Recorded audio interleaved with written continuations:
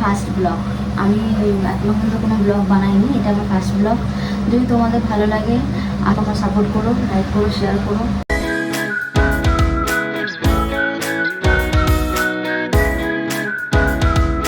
বন্ধুরা তোমরা কেমন আছো? আশা করি খুব ভালো আছো।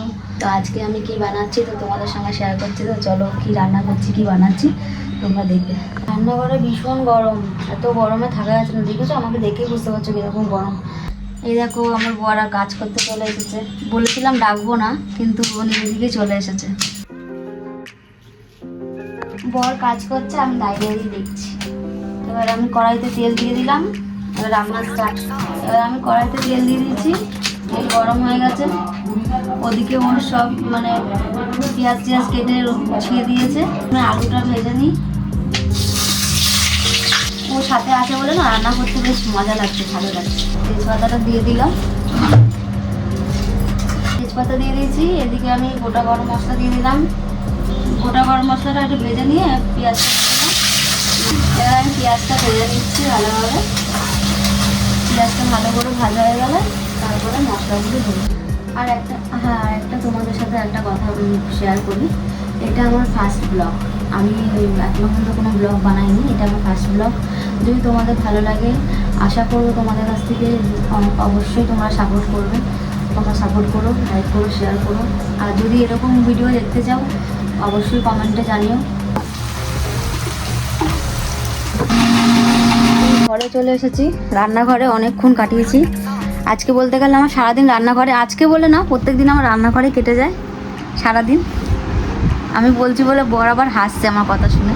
গ্যাসটা ভাজা ভাজা হয়ে গেছে, আমি এবার টমেটোটা দিয়ে দিলাম। এদিকে আমি আদা রসুন আর এর মধ্যে কাঁচা লঙ্কা আছে, আদা রসুন কাঁচা লঙ্কা বাটাটা দিয়ে দিলাম। এদিকে নুন হলুদ দিয়ে দিলাম, জিরের গুঁড়ো,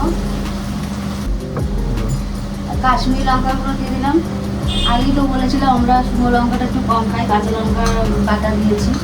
আর ঝালের জন্য কাঁচা লঙ্কা বাটা আর হচ্ছে গোলমরিচের গুঁড়ো দেবো, আর কালারের জন্য কাশ্মীরি লঙ্কার গুঁড়ো দিয়ে একটু নাড়াচাড়া করে নিলাম।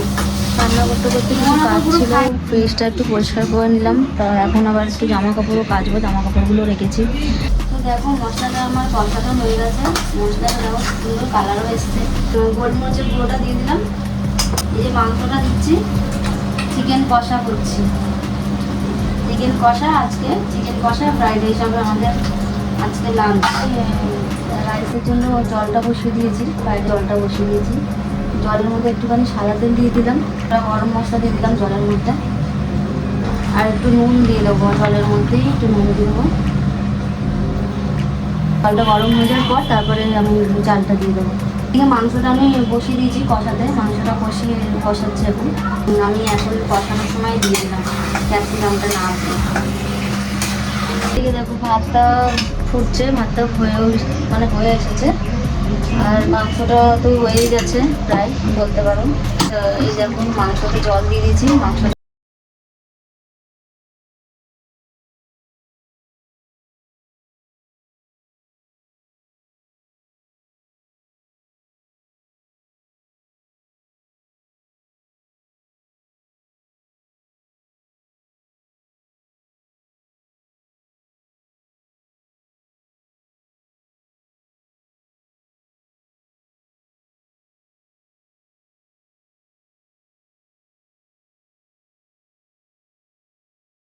কমপ্লিট। দেখো মাংস কষা কে আমার রাইসও রেডি হয়ে গেছে। এবার শুধু রান্না। খিদে পেয়ে গেল তো। খাবার রেডি করে নিয়ে চলে এসেছি। জোরসে ভুক লাগছে। ভুক তো লাগ গিয়া। সব কাজ বাজ সেরে রান্না বান্না করে স্নান করে খাবার রেডি করে দিয়েছি। এবার খাবে খালি।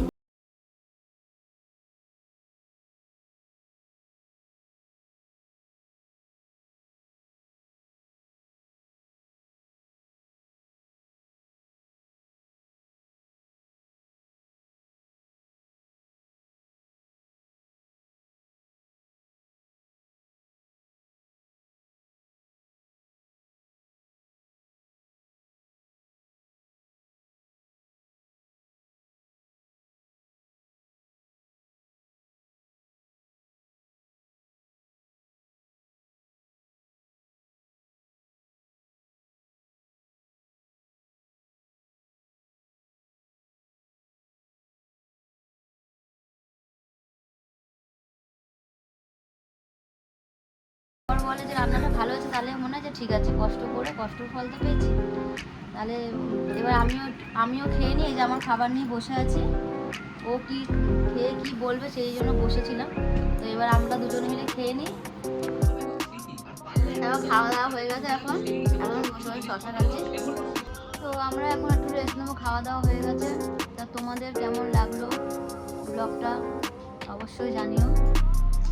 যদি ভালো লাগে কমেন্ট করো, লাইক করো, বলো। সাবস্ক্রাইব করে দিও, সবার সাথে শেয়ার করো, আমাদের এভাবে মোটিভেট করো।